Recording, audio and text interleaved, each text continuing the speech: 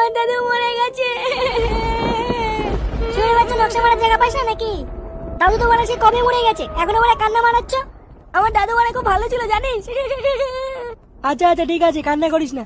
এবার কিচ্ছু ঠিক নেই। দাদু ওরা আমার কাছে একটু বাংলা খেতে চেয়েছিল, আমি ওরা খাওয়াতে পারিনি।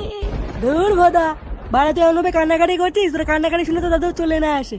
এবারা আমার দাদুকে তোরা এনে দে, আমার দাদুকে তোরা এনে দে না। ধরবো দাদু, দাদুকে বাঁচিয়ে এনে দেবো নাকি?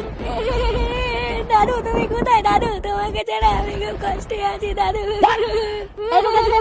দেখিস দাদু, দাদু তুমি ফিরে এসো দাদু। কি জ্বালা রে বাড়া, আমার দাদু। আজ মনে আর মালকা হলো না রে।